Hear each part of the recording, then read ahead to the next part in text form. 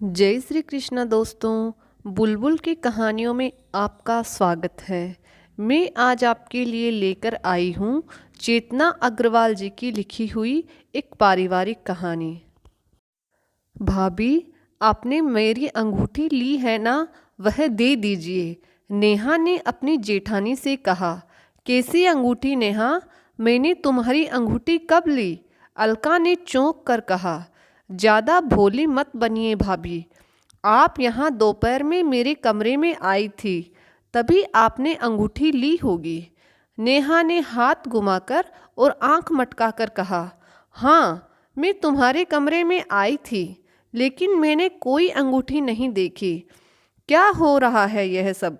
बहुत देर से तुम्हारी बातें सुन रही हूँ, पास में बैठी शशि जी बोली।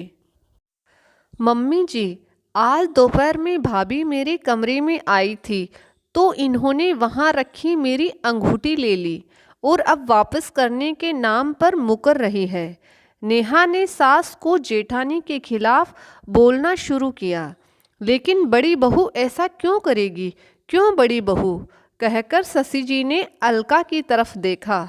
वही तो, मैं इतनी देर से नेहा को समझाने की कोशिश कर रही हूँ, लेकिन यह मेरी बात समझ ही नहीं रही है। दोपहर में गुड़िया गर्मी से बहुत परेशान हो रही थी, इसलिए मैं एसी की वजह से नेहा के कमरे में चली गई। गरिमा को सुलाते हुए मैं भी लेट गई। थोड़ी देर बाद में अपने कमरे में आ गई। अब नेहा आकर अंगूठी के बारे में कहने लगी, जबकि मैंने कोई अंगूठी देखी भी नहीं। अलका ने कहा। दरअसल नेहा की नई नई शादी हुई थी। घर का सारा खर्चा एक ही दुकान से चलता था, जिसे अपने पिता के साथ अलका का पति सोमेश देखता था। छोटा भाई नीलेश अभी अपनी नौकरी की तलाश में था।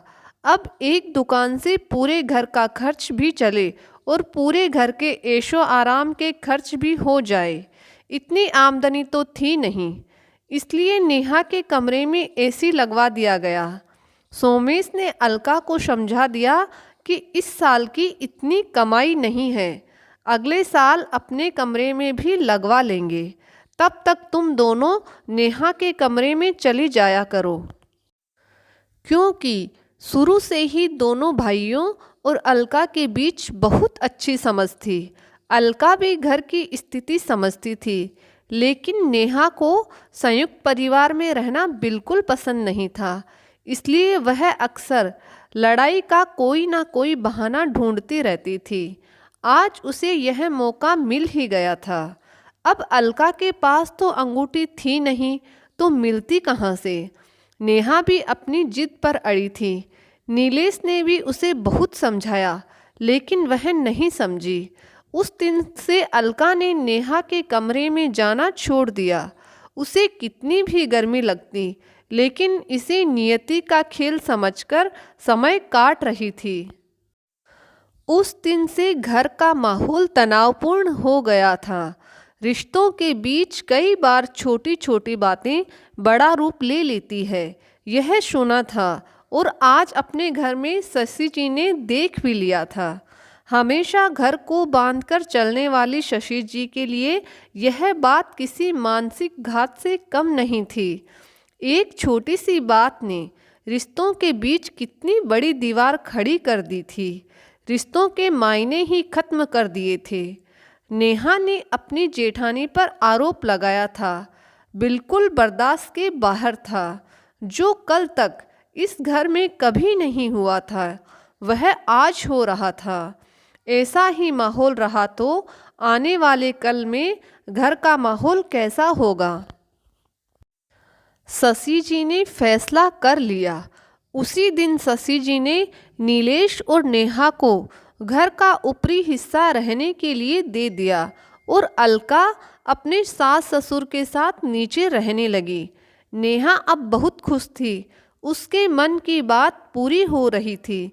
अब वह अपनी मर्जी से सारे काम करती और दिन भर आराम करती। नीलेश इस बात से बहुत दुखी था।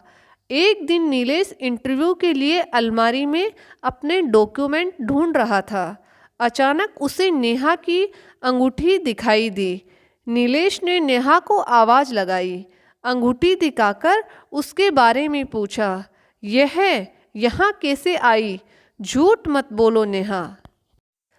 भाभी से तुम्हारी नफ़रत इस कदर बढ़ जाएगी, मैं सोच भी नहीं सकता। तुमने तो मुझे उनसे माफ़ी मांगने लायक भी नहीं छोड़ा। वह मेरी माँ जैसी है। तुम्हारे आने से पहले उन्होंने माँ की तरह मेरा ख्याल रखा।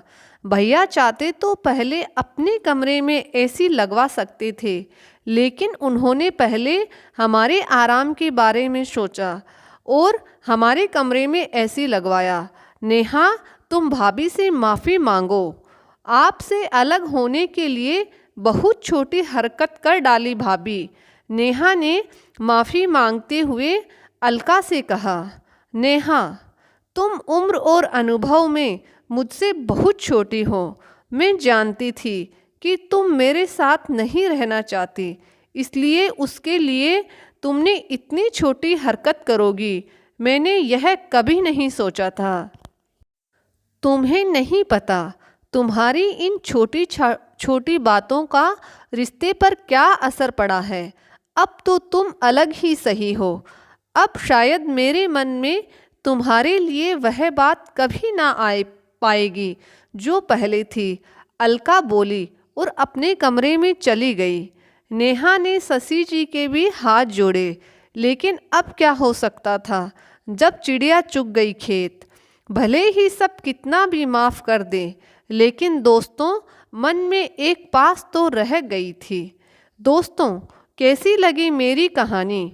लाइक और कमेंट करके ज़रूर बताइएगा और मेरे चैनल को सब्सक्राइब भी ज़रूर करिएगा। जय श्री कृष्णा।